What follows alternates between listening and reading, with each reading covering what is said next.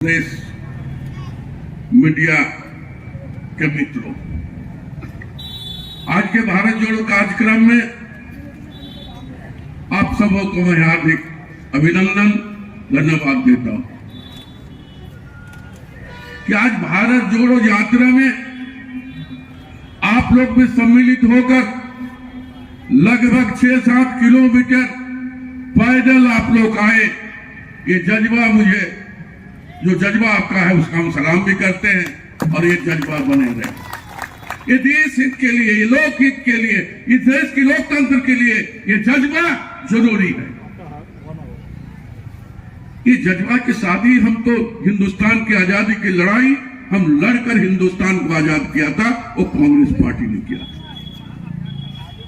जब कोई शासक जब जनता की बात नहीं सुनती है, जनता के नजरअंदाज करते हैं, जनता की जात नहीं देती है, तब आवाज उठती है।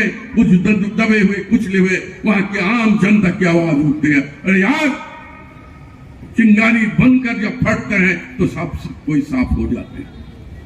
इसी तरह आजादी के पहले महात्मा गांधी जी, बापू जी ने इस देश से अंग्रेज को भगाने के लिए इसी तरह जो है यात्रा का उन्होंने शुरुआत किया था। और आखिर उन्होंने कहा कि अंग्रेज भारत छोड़ो, और ये यात्रा कारवां बढ़ती गई और एक दिन 1947 में ये देश की आजादी हुई। ये देश में आजादी के लिए हर वर्ग, हर समाज के लोग कंधा से कंधा मिलाकर इस देश को आजादी देने की काम किया है। और आजादी के बाद 1952 में जो है संविधान बना है। और हमारे देश की जो यहाँ पर हर एक तरह के लोग बोली बोलते हैं, रहन सहन, खान पान, आस्था, धर्म, वर्ग समाज में बटा हुआ है, लेकिन यही हिंदुस्तान सबसे अच्छा हिंदुस्तान हमारा है। ये दुनिया में पूजा है और दुनिया में इस्लाम को वो धरोहर जो हमें मिला है उसको हमें कायम रखना होगा। अगर हम सही माने में हिंदुस्तानी है तो उसको कायम रखना होगा। लेकिन आज लगता है कहीं ना कहीं ये शिथिल होते जा रहा है। आज लोकतंत्र कहीं फेंका जा रहा है। ये लोकतंत्र की दुहाई देकर हमने राजकाज चलाते हैं और लोकतंत्र कहीं न कहीं कमजोर हो रही है। इस लोकतंत्र की कमजोरी हो रही है, भाईचारा की कमी हो रही है। जो धरोहर में हमें मिला था, जो हमने काम किया है, उस काम को भी नकारा जा रहा है। जो हमारे देश की, जो हमारी जनता के लिए जो परिसंपत्ति हम तैयार किए थे, जनता के लिए किए थे, वो भेजा जा रहा है। हमारी आवाज जब हम जाते हैं, वो आवाज को पहुंचाने नहीं दिया जाता है, उसको बंद कर दिया जाता है, उसे रोक दिया जाता है। तब राहुल जी ने ये निर्णय लिया, कांग्रेस पार्टी ने यह निर्णय लिया कि आने वाले दिनों में हम पैदल यात्रा करके कन्याकुमारी से लेकर कश्मीर तक लगातार हम यात्रा करेंगे।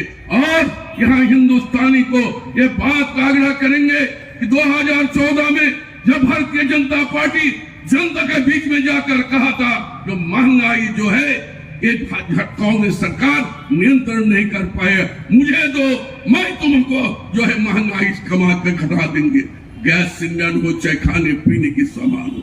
लेकिन हम लोगों ने 8 सालों में देखा है कि जब भी हम बार बार आवाज उठाते हैं कि हमारी यहाँ महंगाई है, हमारी यहाँ बेरोजगारी है, आपने कहा था कि हर साल 2 करोड़ नौजवानों को नौकरी देंगे, लेकिन आपने नौकरी नहीं दिया। आवाज उठा रहे हैं लेकिन कहीं छपता नहीं, कोई इसका प्रचार नहीं करता है। कोई मीडिया इसके सामने जो क्या बोलते हैं नेशनल मीडिया है, कहीं भी इस बात का जिक्र नहीं होता है। क्यों नहीं होता है? क्यों नहीं होता है? यही आवाज को जनता के बीच में पहुंचाने के लिए राहुल गांधी ने पद यात्रा की शुरुआत 7 अक्टूबर को शुरुआत किया था। आज लगभग 100 दिन पार हो गया। 2000 किलोमीटर से ये यात्रा, लंबा यात्रा उन्होंने तय किया। और मैंने भी देखा है ये यात्रा में सैकड़ों नहीं, हजारों नहीं, लाखों के तादाद में लोग जाते हैं। ना वहीं पर जात है, ना पात है, ना महजब है, ना हिंदू है, ना मुस्लिम है, ना गरीब है, ना अमीर है, ना किसान है, ना मजदूर है। सारे लोग उस कारवां में शामिल होते हैं और उनके साथ चलते हैं। यही हिंदुस्तान और वो करने के काम कर रहे हैं राहुल जी, और ये बताने के काम राहुल जी कर रहे हैं। इसीलिए हमने जो अभी जलेश्वर महतो जी कहा कि हम लोग भी वहां गए थे, जब हम लोग को पता चला कि 5 बजे सवेरे वहां पहुंचना है, बड़ी आश्चर्य लगा। ये 5 बजे सवेरे, तब तो यहाँ से 4 बजे निकलना पड़ेगा। जब 5 बजे हम लोग पहुंचे वहां पर, देखिए कि झंडा टंगा हुआ है और झंडा अब उसको नवाना है और उसी के बाद राहुल जी का पद यात्रा शुरू होगा। अब सोचिए 100 दिन तक लगातार 4 बजे उठकर तैयार होकर झंडा को सलामी देकर एक कारवां का शुरुआत किया जाता है, फिर एक पड़ाव से दूसरे पड़ाव, दूसरे पड़ाव से तीसरे पड़ाव। किनके लिए? ये हिंदुस्तानी का जो आवाज को दबाने के काम भारतीय जनता पार्टी ने किया है, उस आवाज को, जनता की आवाज को जनमानस पे पूरे देश में फैलाने के काम उन्होंने कर रहे हैं। इसलिए दोस्तों, मैं ज्यादा बातों को लंबा नहीं करना चाहते हैं, सिर्फ हमें कहना चाहेंगे कि हमें एक ग्रंथ मिला है, वो मिला है संविधान मिला है। संविधान में हमारा हिंदुस्तान के हर एक वर्ग, हर एक समाज के लिए सब कुछ लिखा हुआ है, साफ है। जैसे हम अपने धर्म की किताब को मान कर चलते हैं, उसी तरह हिंदुस्तानियों के लिए एक संविधान बना है। एक संविधान के तहत हमें चलना होगा, नियम के अनुसार हमें चलना होगा, और इस देश की अखंडता के लिए हमें लड़कर इस देश की भलाई के लिए हमें आगे बढ़ना होगा। हमें जो धरोहर में मिला है, उस धरोहर को भी हमें कायम रखना होगा। हमें एकता में अनेकता में एकता को हमें जो मिला है, उसे हमें कायम रखना होगा। हमें जो गंगा जमुना की तहजीब मिला है, उसको भी हमें कायम रखना होगा।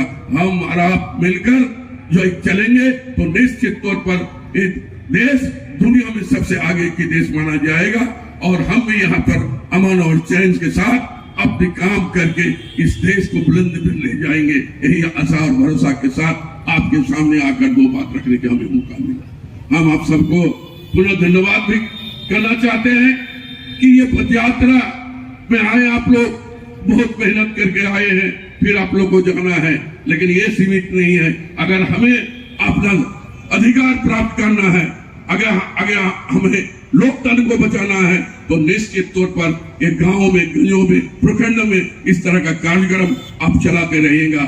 हमें विश्वास है कि आने वाले दिनों में यहाँ की जनता समझेगी, और आने वाले 2024 में कांग्रेस इस देश में आकर आपकी जो कमी है, उस कमी को दूर करेगी। इन चंद शब्दों के साथ आप सबको धन्यवाद, शुक्रिया।